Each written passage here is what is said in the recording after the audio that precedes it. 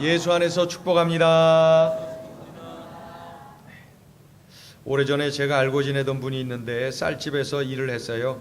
자전거로 쌀 배달을 했어요. 아주 어린 나이에 그 쌀 가게에 취직을 해서 청소도 하고 쌀 배달, 아주 자전거가 튼튼한 자전거에 뒤에다가 쌀자루를 몇 개씩 이렇게 올려놓고 아주 능숙하게 배달하는 모습을 많이 봐왔습니다. 쌀이 쌓여있는 쌀 창고에서 간이 침대를 놓고 생활하고 제가 그곳에 몇 번 가본 기억이 납니다. 그렇게 생활했어요. 그런데 제가 그분과 친하게 지내면서 알고 보니까 세월이 흐르면서 그 어린 소년이 취직을 해서 그곳에 왔지만은 점점 자라나면서 그 쌀가게 주인은 그 청년을 아들처럼 생각을 하고 있구나 하는 것을 알 수가 있었어요. 그래서 주인과 함께 밥을 먹었고요. 또 돈을 넣는 돈통도 자유롭게 만지는 것을 제가 본 적이 있습니다. 아주 수십 년 전 이야기입니다. 그리고 쌀가게 주인 부부에게는 딸이 한 명 있었는데 그 딸도 바로 그 점원을 친오빠처럼 그렇게 잘 섬기고 친오빠로 여기고 생활을 하는 것을 느낄 수가 있었어요. 그러던 중에 세월이 흐르면서 그 무남 동녀, 이 외동딸이 시집을 가버렸어요. 그리고 노 부부가 둘이 남으셨는데 이 쌀가게 이 점원 이 청년에게 그 쌀가게를 물려주었어요. 그리고 이 청년은 쌀가게 주인이 되었는데 이 노 부부를 마치 친아버님 어머님처럼 그대로 모시는 것을 볼 수가 있었습니다. 오늘 본문의 주인공 엘리에셀의 삶을 들여다보면서 그 옛날 수십 년 전 그때 그 쌀가게 점원했던 그분이 생각이 났어요. 닮은 부분이 참 많구나 하는 그러한 생각이 드네요. 엘리에셀은 오늘 본문의 주인공 이 엘리에셀은 아브라함의 집 모든 소유를 맡은 그러한 종이었습니다. 오늘 본문에 등장할 때는 보니까 나이가 꽤나 많은 늙은 종이다. 그의 이름은 창세기 15장에 2절 3절에 기록되어 있어요. 창세기 15장에 이 엘리에셀이라는 이름이 기록되어 있어요. 엘리에셀 그러면 여호와 아브라함의 종, 아브라함 집의 늙은 종이라면서 그 창세기 15장에 기록이 되어 있습니다. 아브라함 집에서 길리운 자다. 아브라함의 집에서 아주 어린 시절부터 쭉 성장한 그러한 사람이로구나 하는 것을 알 수가 있어요. 그런데 이 엘리에셀은 아브라함의 집에서 길러진 종인데 그는 종이면서 한 가족같이 아브라함의 집에서 생활한 것을 느낄 수가 있어요. 가족처럼 부모님처럼 아브라함을 잘 섬기고 그렇게 일을 했어요. 충성스러웠어요. 그래서 아브라함이 어떻게 결정을 내렸습니까? 그 종 엘리에셀을 자신의 상속자로 마음에 결정을 내리죠. 상속자로 말이죠. 여러분, 이 아브라함의 재산이 굉장히 많은 그러한 집인데 이 아브라함이 자신의 종인 엘리에셀에게 상속을 하겠다는 거예요. 아들이 없으니까, 자식이 없으니까 그 엘리에셀에게 상속하겠다. 아브라함의 생애에 있어서 이 엘리에셀은 정말 중요한 사람이에요. 자신의 상속자로 여길 정도로 이 종 엘리에셀을 귀하고 참으로 존귀한 존재로 생각하고 있었구나 하는 것을 알 수가 있어요. 이게 이제 창세기 15장 2절 3절에 기록되어 있는 내용이에요. 그 이후로 16, 17, 19, 20, 21, 20 계속해서 엘리에셀이 어디 갔는지 안 나와요. 그러다가 창세기 24장 오늘 본문을 보니까 바로 이 엘리에셀이 또다시 등장하는 것을 볼 수가 있어요. 그러니까 15장 2절 3절에서 나왔던 그 이름이 쭉 23장까지는 전혀 기록이 없어요. 그러다가 24장에 가서 이 엘리에셀이 등장하는 것을 볼 수가 있어요. 그렇다면 15장 4절부터 23장까지 그 뭐 했대요? 엘리에셀은 뭐 했을까요? 뭐 했겠어요? 그저 종으로 살았죠. 아브라함을 열심히 섬기고 그 가정에서 맡겨진 일을 충성스럽게 감당한 그저 그렇게 종답게 일하면서 시간을 보냈겠죠. 자신의 맡겨진 사역을 위해서 충성하고 집중하면서 세월을 보냈을 것이 분명하다는 것을 24장을 통해서 우리가 알 수 있는 것이죠.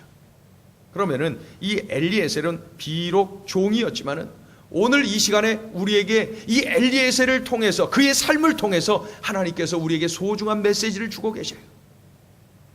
우리 믿음의 선배 이 엘리에셀, 비록 종이었지만은 우리들에게 믿음에 강력한 영향을 끼치는 그러한 믿음의 선배가 분명해요. 그래서 13번째 우리의 선배로 소개합니다. 아브라함의 종 엘리에셀. 그에게서 하나님은 도대체 어떤 메시지를 우리에게 주시려고 하는 걸까요? 그 첫 번째는 겸손하라는 거예요. 이 엘리에셀은 겸손의 종이었어요. 겸손의 종, 겸손의 종. 여러분, 겸손이 뭡니까? 자신을 아는 거예요. 나 자신을 아는 거예요. 겸손이 뭐예요? 나의 위치를 아는 거예요. 겸손이 뭐예요? 자기 자리를 지키는 거예요. 이게 바로 겸손입니다. 내가 누구인지를 알고, 나의 위치를 알고, 그리고 나의 자리를 지키는 것, 이것이 바로 겸손이라는 것이죠. 겸손을 망각한 천사들이 하나님께 대적해서 타락하지 않았습니까? 그렇죠? 창세기 15장 2절에서 아브라함은 엘리에셀을 상속자로 여겼어요. 상속자. 그런데 하나님은 이러한 아브라함의 뜻을 하나님께서 거절하시는 것을 볼 수 있습니다. 아브라함의 제안을 하나님이 거절하세요. 아브라함아, 안 된다. 네 아내 사라의 몸에서 아이가 날 것이니 그가 너의 상속자가 될 것이다. 하나님께서 오래전부터 아들을 주실 것이고 그 아들을 통하여서 수많은, 그렇죠, 그 엄청난 민족을, 엄청난 자손을 허락하여 주실 것이라고 약속하시지 않았습니까? 엘리에셀이 이 사실을 알고 마음이 어땠을까요? 상속받을 뻔했는데 그 이삭 때문에, 이삭 때문에 그 상속자의 그 자리를 놓친 것이죠. 이 이삭을 볼 때마다 저것이 조금만 더 늦게 태어났더라도 왜 하필이면 그때 태어나갖고 그 이삭에 대하여서 아주 그 안 좋은 마음을 가질만 하지 않습니까? 그런데 엘리에셀은 그런 마음 전혀 없어요. 여러분, 오늘 창세기 24장을 한번 보시면은 34절을 한번 보세요. 성경책을 한번 보세요. 34절, 창세기 24장 34절을 읽어봐요. 시작. 한 번 더 크게 시작. 그가 이르되 나는 아브라함의 종이니이다. 예, 자기가 누구의 상속받을 뻔했어요. 그런데 이삭이 그때 하필이면 태어나갖고 아무 일도 없었던 것으로 돼버렸어요. 그러자 마음이 얼마나 힘들었겠어요. 그럼에도 불구하고 이 엘리에셀은 뭐라고 말합니까? 나는 아브라함의 종이니이다. 변함이 없어요. 그는 한순간도 자신이 아브라함의 종이라는 사실을 잊은 적이 없어요. 그는 한순간도 나는 아브라함의 종입니다 라고 하는 고백을 버린 적이 없어요. 상속자가 될 뻔했는데 이삭 때문에, 그놈 때문에. 그러나 그러한 마음 전혀 갖질 않아요. 이 엘리에셀은 이삭에 대해서도 전혀 그런 마음 갖지 않고 오히려 성심성의껏 이삭을 섬깁니다. 자신의 주인 아브라함을 대하듯이 이삭을 대해요. 겸손히 섬기는, 여전히 종인 그러한 엘리에셀의 모습을 볼 수가 있어요. 창세기 24장을 보면 아주 인상적인 장면을 보게 됩니다. 이삭이 노총각이 되도록 장가를 못 가고 있었어요. 그러자 이삭이 결혼해야 되겠는데 말이죠. 어떻게 합니까? 그런데 이삭의 결혼식에, 결혼에 아주 결정적인 그 영향을 끼친 사람이 바로 이 종 엘리에셀이, 아주 현숙한 여인의 대명사인 리브가, 레베카, 리브가를 데리고 오죠. 그리고 이삭이 그녀와 결혼을 하도록 아주 결정적인 역할을 한 사람이 바로 이 엘리에셀입니다. 그런데 리브가를 데리고 오게 된 모든 과정을 이삭에게 다 아뢰입니다. 우리 24장을 다시 보세요. 66절, 창세기 24장 66절 읽어요. 시작. 종이 그 행한 일을 다 이삭에게 아뢰매. 종이, 이 엘리에셀이 그 결혼하기 위하여 자기가 여인을 데리러 갔고 말이죠. 그 여인을 데리고 왔단 말이죠. 그리고 진행된 그 모든 과정을 이삭에게 아뢰었다. 이삭에게 왜 이렇게 아뢰요? 이삭 역시 아브라함처럼 그의 아들 이삭도 주인으로 모시고 있는 거예요. 여전히 바로 이 엘리에셀은 말이죠, 겸손했어요. 철저하게 자신은 종이에요. 아브라함의 종이요, 이삭의 종이에요. 한치도 자기가 종이라는 것을 놓친 적이 없어요. 겸손한 사람 엘리에셀. 오늘 믿음의 선배로 하나님은 우리에게 엘리에셀을 소개하고 계세요. 겸손이 뭐냐고요? 자신을 아는 것, 자신의 위치를 아는 것, 자기 자리를 지킬 줄 아는 것, 이것이 바로 겸손입니다. 예수님이 생각나지요? 수많은 사람들이 따라다니면서 예수님을 왕으로 로마의 그 식민 지배를 청산시키고 민족의 자존심을 세울 정치적인 왕이요 하면서 그냥 그 예수님을 막 높이려고 하지 않습니까? 예수님의 인기 대단했습니다. 그때에 예수님께서는 말이죠, 한치도 자신은 하나님의 아들이지 하나님이라고 생각한 적이 없어요. 사람들은 예수님을 왕으로 높이고 또 높이고 했지만은 그 예수님은 흔들리지 않아요. 나는 여전히 하나님의 아들이지 하나님은 아니에요. 그것을 변하지 않고 붙잡고 있어요. 철저하게 아버지 하나님의 뜻을 따르고 아들의 위치를 굳건하게 지키고 계시는 예수님을 볼 수가 있어요. 여러분, 이것이 바로 겸손이에요. 겸손. 자기의 자리를 알고 자기 자리를 지키고 자기 자신을 아는 것, 이것이 바로 겸손이에요. 여러분, 요셉이라고 하는 인물이 떠오르죠. 애굽의 수많은 백성들이 요셉 때문에 우리가 잘 먹고 잘 사는 거야 라고 생각하면서 요셉에 대해서 얼마나 고마운 마음을 가졌는지 몰라요. 이 요셉은 노예로 팔려오고 해서 애굽 땅에 와 있는 사람이, 천하의 하층민이. 그런데 이 요셉 때문에 우리 애굽 사람들이 이렇게 잘 먹고 잘 살게 되었다라고 생각할 정도로 이 요셉의 인기가 대단했어요. 요셉의 영향력은 대단했어요. 그런데 그 순간에도 이 요셉은 내가 애굽의 왕의 자리를 노려볼까 이런 생각한 적 한 번도 없어요. 자신은 여전히 그 자리를 지켜요. 그리고 겸손히 애굽의 왕을 열심히 섬깁니다. 이 사람이 바로 요셉이. 여러분, 하나님의 사람은 이러해야 됩니다. 나 자신을 알아야 돼요. 나의 위치를 알아야 돼요. 내가 그 자리를 지켜야 된다는 것을 우린 명심해야 됩니다. 어느 환경에서나 겸손해야 됩니다. 우리가 영적 교만에 빠지면은 참으로 하나님과 등지는 일, 참으로 하나님의 질서를 파괴하는 일에 우리가 빠질 수가 있는 것입니다. 우리가 늘 명심해야 됩니다. 겸손하라. 겸손해야 됩니다. 우리 엘리에셀을 배워야 돼요. 우리 크게 한번 따라 보겠습니다. 제가 겸손하겠습니다. 겸손 놓치면 큰일 나는 것입니다. 우리는 끝까지 주님 부르시는 그날, 그 자리, 그 순간까지 이 겸손을 끌어안고 살아야 돼요. 겸손. 하나님의 은혜는 낮은 곳에 임합니다. 하나님의 은혜는 꼭 물과 같아갖고 낮은 곳으로 임합니다. 하나님의 은혜는 그럼 누가 받겠어요? 겸손한 사람. 이 엘리에셀을 볼 때 두 번째 주시는 메시지가 있어요. 충성하라. 충성하라. 이 엘리에셀은 참으로 충성스러운 종이었구나 하는 것을 알 수가 있어요. 충성하라.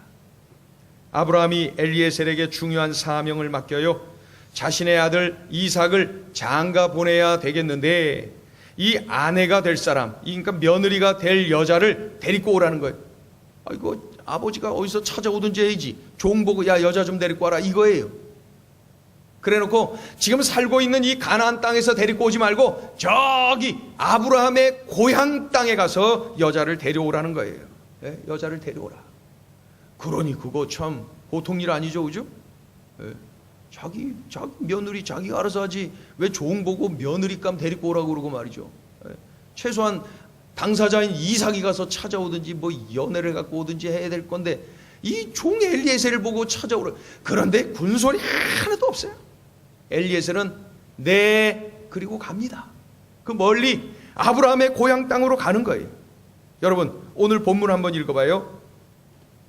창세기 24장 50절부터 읽어봐요. 50절부터 54절까지 쭉 읽습니다. 시작. 라반과 부두엘이 대답하여 이르되 이 일이 여호와께로 말미암았으니 우리는 가부를 말할 수 없노라. 리브가가 당신 앞에 있으니 데리고 가서 여호와의 명령대로 그를 당신의 주인의 아들의 아내가 되게 하라. 아브라함의 종이 그들의 말을 듣고 땅에 엎드려 여호와께 절하고 은금 패물과 의복을 꺼내어 리브가에게 주고 그의 오라버니와 어머니에게도 보물을 주니라. 이에 그들 곧 종과 동행자들이 먹고 마시고 유숙하고 아침에 일어나서 그가 이르되 나를 보내어 내 주인에게로 돌아가게 하소서. 여기서 우리가 그 엘리에셀이 그 아브라함의 며느리감 이삭의 부인감을 이 리브가를 데리고 오는, 그죠? 리브가를 딱 이제 오겠다고 결정짓고 데리고 오게 되는 그러한 과정을 보게 되는데, 여기서 느낄 수 있는 것이 뭐예요? 엘리에셀이 정말 집중하고 있구나. 엘리에셀의 집중하는 모습을 보게 돼요. 엘리에셀은 오직 주인이 자기에게 맡겨준 그 사명에 지금 집중하고 있어요. 그리고 사명을 완수합니다. 그러자 지체하지 않고 자신의 주인에게로, 자신을 파송한 주인에게로 돌아가는 모습을 봅니다. 엘리에셀은 자신이 왜 그곳에 갔는지, 그곳에서 무엇을 해야 되는지, 그 일을 마친 후에 내가 어떻게 행동해야 되는지를 명확하게 알고 있어요. 그러니 한마디로 표현하면 이 엘리에셀은 충성스러운 종입니다. 충성스러운 종. 충성스러운 종은 주인이 사명을 맡기면은 그것이 크던 작던 관계없이 아주 충성을 합니다. 주인이 잘 되는 것, 주인이 기뻐하는 것을 행복으로 알고 충성을 합니다. 이것이 바로 엘리에셀의 모습이에요. 많은 사람들이 흔히들 이렇게 말해요. 내가 좋아하는 것, 내가 잘할 수 있는 일을 하면 성공한다. 이런 이야기들을 많이 합니다. 내가 좋아하는 일, 내가 잘할 수 있는 일을 하면 성공한다. 그런데 우리 그리스도인들은 거기서 머물면 안 되고 한 가지를 더 명심해야 됩니다. 그건 뭐예요? 주님이 나에게 맡겨주신 일을 사랑해야 합니다. 주님이 내게 맡겨주신 일을 사랑해야 된다는 거, 한마디로 표현하면 충성해야 된다는 거죠. 충성. 맡겨주신 일을 좋아하는 것이죠. 기쁨으로 충성스럽게 감당하는 것이죠. 소년 다윗이 떠오르지 않아요? 소년 다윗은 그 아버지가 명령을 내렸잖아요. 양을 치라고 말이죠. 그래서 이 목동 다윗, 이 소년 다윗은 어린 시절부터 양을 치는 것입니다. 그래서 양을 데리고 나가서 여기저기 꼴을 먹여가면서 그 양을 치고 있습니다. 그런데 양을 치다 보니까 이 맹수들이 끊임없이 이 양을 공격해 오는 것을 알 수가 있어요. 끊임없이 공격해 와요. 그런데 이 가까이에서 맹수가 달려들면 말이죠, 그것을 바라보고 이 목자로서 자기가 이 막대기를 들고, 세워놓은 막대기를 들고 가서 막 싸워야지. 그리고 막대기 잡을 시간도 없으면 맨손으로 가서 그냥 그 사자의 입을 찢어서라도 양을 보호하는 것이죠. 다윗이 막 사자의 입을 찢었다는 기록을 볼 수 있지 않습니까? 가까이에 있는 맹수는 몸을 던진 거예요. 그런데 저 멀리에 있는 양이 막 흩어져서 이렇게 있는데 저 멀리에 있는 양에게 맹수가 습격을 했어요. 그러면 막대기 들고 언제 달려가는 사이에 다 찢겨져 버려요, 양은. 그러니 저 멀리에서 공격당하고 있는 양을 위해서 이 다윗이 어떻게 해야 됩니까? 물맷돌이 있잖아요. 그래서 다윗은 매일 물맷돌을 돌리고 던지고 연습을, 훈련하고 또 하고. 그래서 멀리에 있는 맹수를 향하여서 물맷돌을 던져서 명중을 시켜서 양을 보호하는 거죠. 양을 보호하기 위해서 자신에게 맡겨준 바로 이 사명을 충성스럽게 감당하기 위해서 애쓰다 보니까 물맷돌 던지는데 능한 자가 되었어요. 다윗이 그렇게 된 거예요. 자신의 일을 사랑했어요. 충성했어요. 이렇게 맡겨진 사명을 충성스럽게 감당하던 소년 다윗이 어느 날 원치 않게 전쟁터에 나가게 되죠. 그 형들 도시락 갖다 주러 갔다가 보니까 골리앗이 앞에서 큰 소리 치고 말이죠. 듣다 보니까 말이죠, 하나님을 모욕하고 이스라엘을 모욕하는 그 그냥 허대만 그냥 커다란 이 골리앗, LA 그랬고 이 다윗이 앞으로 나간 거예요. 다윗이 나갑니다. 그때 사울 왕이 장수가 아무도 못 나가니까 사울 왕이 그 사울 왕한테 가서 말이죠, 제가 나가겠다고 말. 그랬더니 이 다윗에게 소년이 와갖고 말이죠, 이거 뭐 양치던 복장 그대로 갖고 나가겠다고 하니까 자신이 쓰고 있던 거, 자신의 옷 막 이렇게 주죠. 그런데 입고 쓰고 보니까 이거 맞지도 않고 말이죠, 이거 불편해요. 다윗에게는. 임금님, 이거 벗을게요. 그래갖고 거절하고, 감히 거절하고 자기가 물맷돌 들고 나가는 거예요. 자기 방식으로 싸우는 거예요. 그래서 그날 골리앗을 때려 눕히는 것을 볼 수가 있습니다. 그 일을 통해서 나라를 구했어요. 여러분, 그 일을 통하여서 다윗이 이스라엘의 장수가 되어 그 후에 이스라엘의 그 왕이 되는 그러한 모습을 볼 수가 있어요. 여러분, 작은 일에 충성하는 자에게 큰 일을 맡기신다고 하지 않습니까? 주님이 내게 일을 맡겨주셨다면 그 일을 사랑하세요. 그리고 충성하세요. 다윗처럼, 그리고 아브라함의 종 엘리에셀처럼 말이죠. 내가 잘하고 내가 좋아하는 것으로 만족하는 것이 아니라, 내가 좋아하고 잘하는 것은 아니라 할지라도 주님이 내게 맡겨주셨다면 그 일을 사랑하세요. 다윗처럼 말이에요. 엘리에셀처럼 말이죠.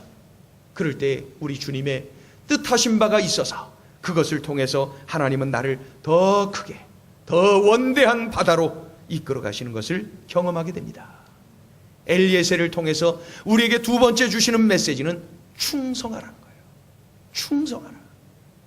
우리 옆에 있는 분에게 크게 한번 외치겠습니다. 옆에 있는 분 얼굴 보시고 우리 이렇게 한번 외치겠습니다. 제가 겸손하겠습니다. 제가 충성하겠습니다. 첫 번째 뭐라고요? 겸손. 두 번째 뭐예요? 충성이에요. 충성. 이 아브라함의 종 엘리에셀을 통해서 세 번째 주시는 메시지가 있어요. 그것은 뭐예요? 지혜예요. 지혜. 엘리에셀은 지혜로운 종이다. 지혜로운 종. 아브라함이 자신의 종 엘리에셀에게 사명을 맡깁니다. 노총각 아들 이삭의 색식감 좀 데려와라. 그것도 자신의 고향 땅에 가서 색식감 데려와라. 이렇게 중요한 사명을 감당하기 위해서 이 엘리에셀이 어떻게 합니까? 지혜가 필요하다는 것을 알죠. 지혜가 필요하다. 하나님의 각별한 은혜가 필요하다. 엘리에셀은 하나님께 기도합니다. 기도해요. 그런데 그 기도를 하는데, 기도하는 내용을 들어보니 야, 정말 지혜로운 그러한 믿음의 사람이로구나 하는 것이 느껴져요. 지혜로운 믿음의 사람이로구나, 지혜로운 믿음의 사람이로구나 하는 것이 느껴집니다. 이 엘리에셀의 기도 내용이 뭡니까? 하나님, 제가 저기 그 가라고 한 땅으로 가는데 그곳에서 색식감을 얻어와야 되는데, 제가 이제 가서 운물가에 있다가 운물가로 나오는 소녀들이 있는데 그 소녀 중에 하나에게 제가 물을 달라고 하겠습니다. 그러면 그 소녀가 저에게 마실 물을 주는 것으로 그치는 것이 아니라 어떻게 해요? 당신의 낙타에게도 물을 먹이소서 하면서 낙타에게 먹일 물까지 주는 소녀가 있다면 색식감인 줄 알고 데려오겠습니다. 하나님 그렇게 해주실 줄로 믿습니다. 이게 엘리에셀의 기도예요. 여러분, 이런 기도 이거 이렇게 해도 되는 거예요?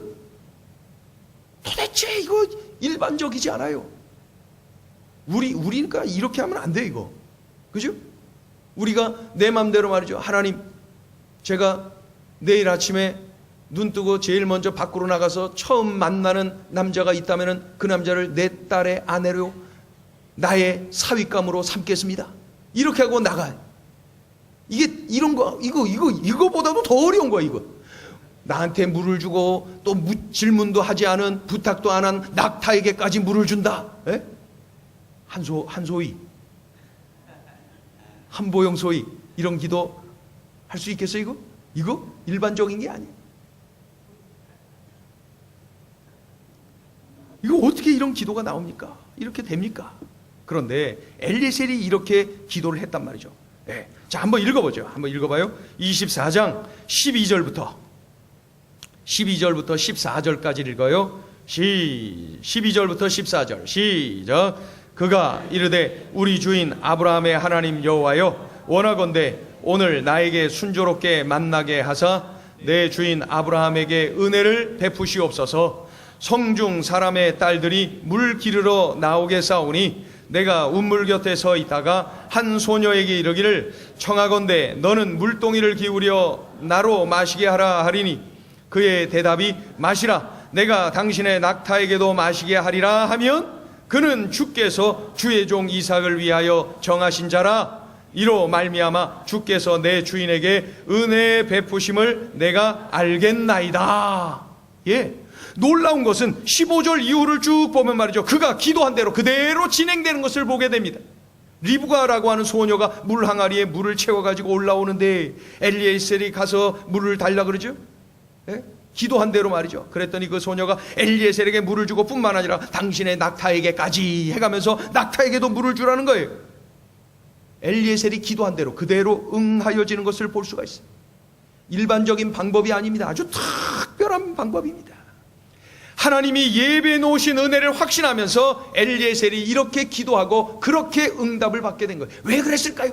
뭘 믿고 이랬을까요? 가만히 들여다보니까 이 종 엘리에셀은 하나님께서 자신의 주인 아브라함에게 자손을 하늘의 별과 같이, 예? 모래처럼 말이죠, 모래알처럼 많이 주신다고 약속하셨거든요.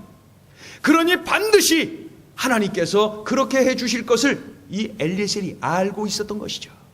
그러니 자기가 어떻게 기도하든 하나님께서 다 그렇게 응하게 해주신다는 확신이 있었어요. 참으로 지혜로웠어요. 믿음이 있는 지혜의 사람이 분명해. 이 엘리에셀 말이야, 보통 종이 아니에요. 참으로 지혜로운 사람이에요.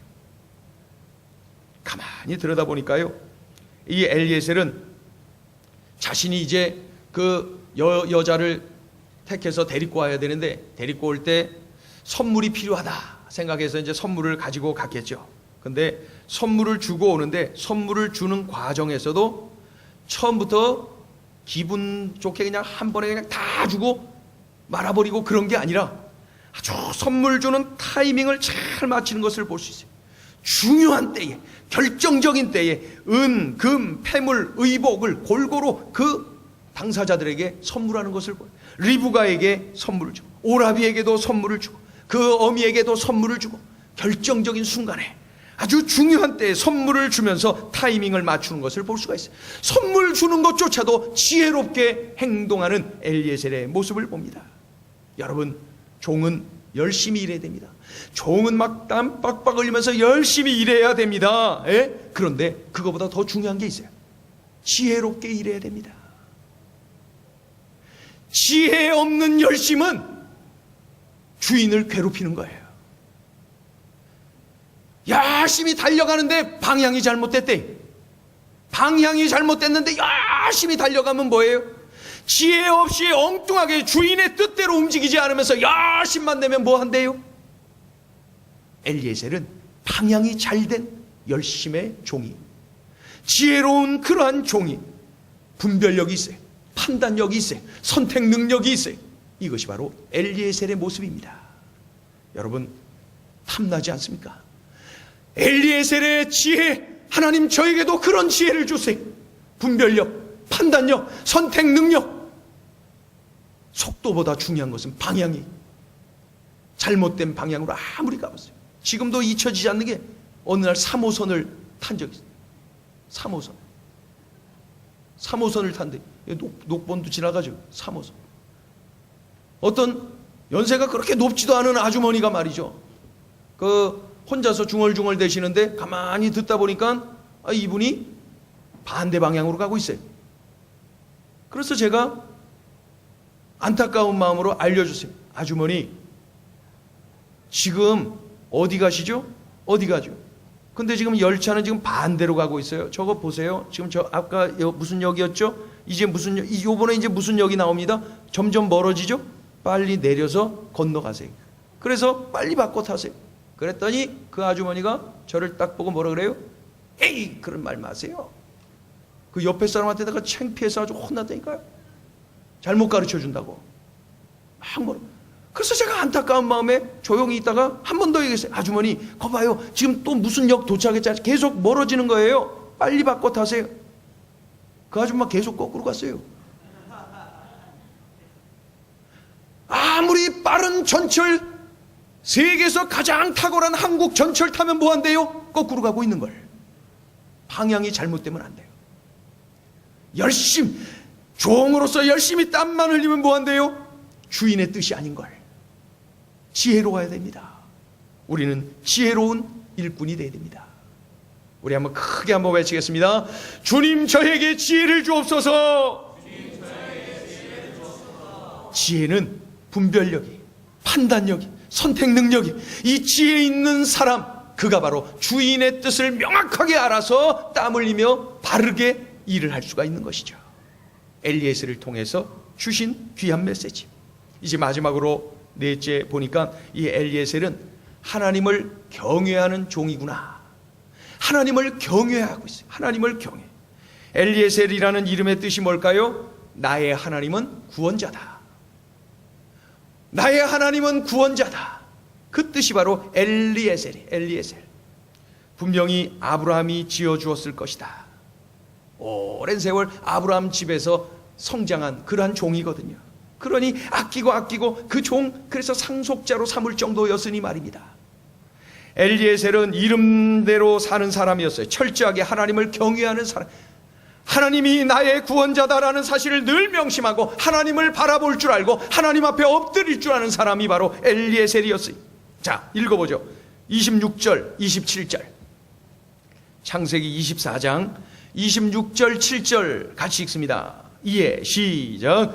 이에 그 사람이 머리를 숙여 여호와께 경배하고 이르되 나의 주인 아브라함의 하나님 여호와를 찬송하나이다.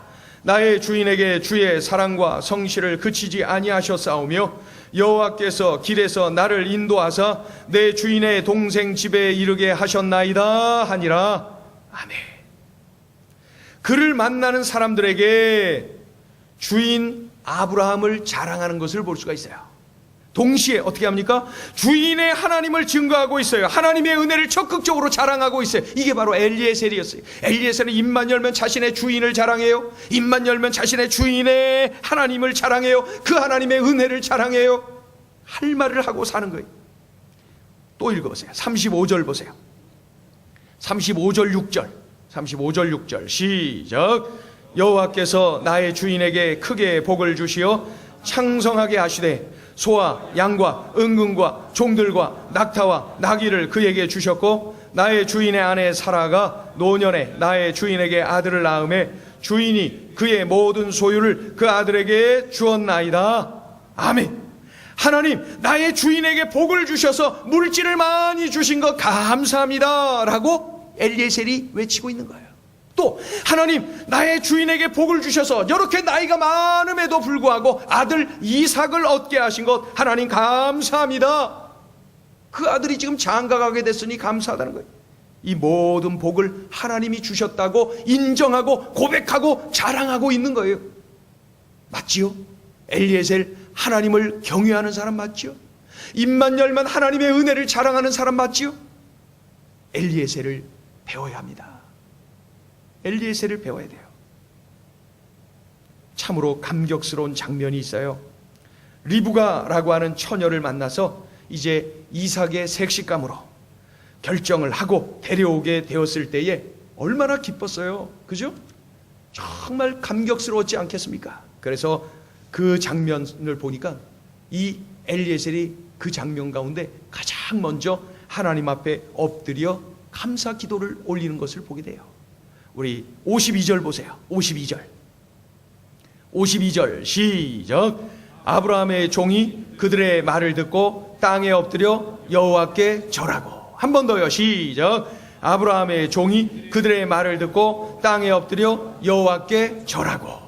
이 엘리에셀은 여호와를 경외하는 종, 예배하고 찬양하고 기도하는 것이 몸에 완전히 배어있는 그러한 종임을 알 수가 있어요.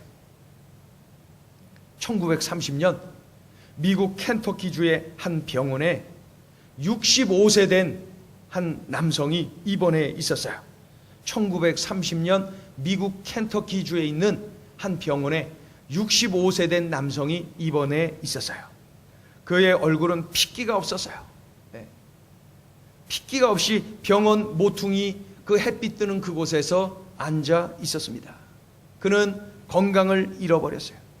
그는 사업하다 망해서 재물을 다 잃어버렸어요. 결정적으로 그는 희망을 잃어버렸어요. 그는 지금 65세의 그 인생 후반전에 완전히 고통의 삶을 살고 있었던 것입니다. 그러던 그날, 유난히 햇빛이 많이 들고 있던 그날, 그 병원 모퉁이에 앉아 있는데 저쪽에서부터 계속 쓸어오던 청소부가 점점 그 앞으로 다가왔어요. 그런데 이 청소부 예사롭지 않습니다. 청소를 하는데 말이죠. 청소하는데 찬송을 막 부르면서 청소하는 거예요. 네? 청소하는 거예요. 너 근심 걱정 말아라. 주 너를 지키리. 그러면서 말해요. 주 너를 지키리. 아무 때나 어디서나 주 너를 지키리 해가면서 막 찬송을 해가면서 청소를 하는 거예요. 65세 된 이 남성이 핏기 없는 얼굴로 그 청소부의 얼굴을 보면서 그의 모습을 보면서 의아해합니다. 그리고 그에게 이렇게 질문합니다. 여보시오, 사는 게 그렇게 재미있어? 찬송을 하면 뭐 달라지는 거 있어? 그렇게 질문을 하죠. 그랬더니 이 청소부가 말이죠, 아주 희망에 찬 얼굴로 65세 핏기 없는 얼굴을 한 남성을 바라보면서 이렇게 말합니다. 선생님, 보세요. 내 인생의 주인이신 우리 예수님께서 나와 함께 하시죠? 그리고 나를 위하여 저 영원한 하나님의 나라를 예비해 두셨죠? 걱정할 거 뭐 있어요? 이 땅에서 함께 하시죠? 영원한 나라 예비해 두시고 인도해 주시죠? 걱정할 거 뭐 있습니까? 나는 걱정할 거 하나도 없어요. 늘 기뻐요. 늘 좋아요. 너 근심 걱정 말아라 하면서 청소를 계속합니다. 핏기 없는 얼굴로 그 햇빛 뜨는 그 병원 한 모퉁이에 앉아 있었던 65세의 그 남성이 말이죠, 그날 자신도 모르게 그 찬양을 따라하게 됩니다. 너 근심 걱정 말아라. 주 너를 지키시리. 주 너를 지키시리. 아무 때나 어디에서나 주 너를 지키시니 아무 근심 걱정 말라는 그 찬양을 부르면서 감격의 눈물을 흘리죠.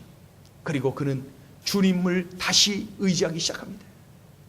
주님을 다시 의지하기 시작하고 주님 의지하며 기도하기 시작하고, 그때마다 우리 주님이 그에게 희망을 불어넣어 주셨어요. 그리고 시간이 얼마나 흘렀을까요? 그가 닭을 튀기는 일을 그가 좋아하고 잘하고, 그래서 닭튀김을 하는 그러한 사업을 시작을 합니다. 조그마하게 닭을 튀겨서 파는 그 일을 시작을 하죠. 여러분, 장사가 어찌나 잘 되는지요. 장사 잘 됐어요. 막 번창을 합니다. 그래서 이렇게 시작된 이 닭튀김 요리가 맛으로 유명해지면서 이것이 바로 KFC라고 하는 브랜드를 달고 전 세계를 누비는 그러한 일로 이루어지는 것을 보게 됩니다. KFC. 이 켄터키주에서 일어난 KFC. 켄터키 프라이드 치킨. 저는 잘 안 먹는데, 아무튼 이것이 바로 그날 그 65세 된 그 사나이가 들었던 찬송, 그때 그 가슴을 때렸던 성령의 그 역사를 통하여서 이렇게 일어나게 된 것이죠. 그 사나이는 돈을 많이 벌었어요. 닭 튀겨서 장사해서 돈 많이 벌어서 교회를 많이 세웠어요. 버는 족족 교회를 많이 세우는 그러한 일을 했어요. 그분의 이름이 커넬 샌더스. 교회를 많이 세운 그러한 믿음의 사람으로 기록을 하고 있습니다.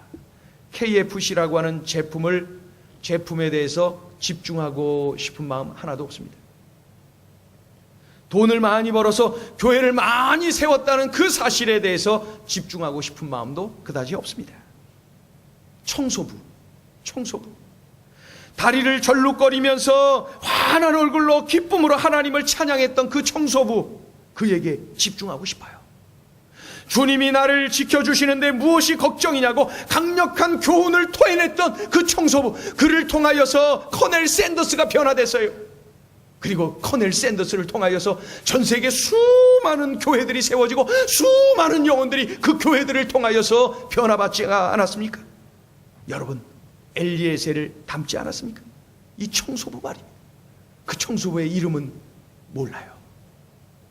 우린 그 닭장사 이름은 알지만은 그의 심장을 뒤흔들어 놓은 그날 그 찬송하며 청소했던 그 청소부의 이름은 몰라요.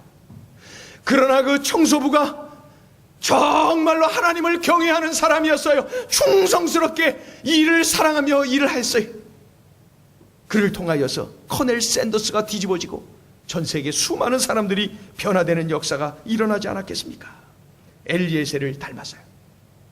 오늘 아브라함의 종 엘리에셀을 통해서 우리에게 말씀합니다. 겸손하라, 충성하라, 그리고 지혜로워라, 그리고 하나님을 경외하라. 겸손, 충성, 지혜, 경외. 외우셨죠? 뭐예요? 겸손, 충성, 지혜, 경외. 외워볼까요? 시작. 겸손, 충성, 지혜, 경외. 한 번 더요. 시작. 겸손, 충성, 지혜, 경외. 기도하겠습니다. 우리 다 같이 일어나서 기도하죠.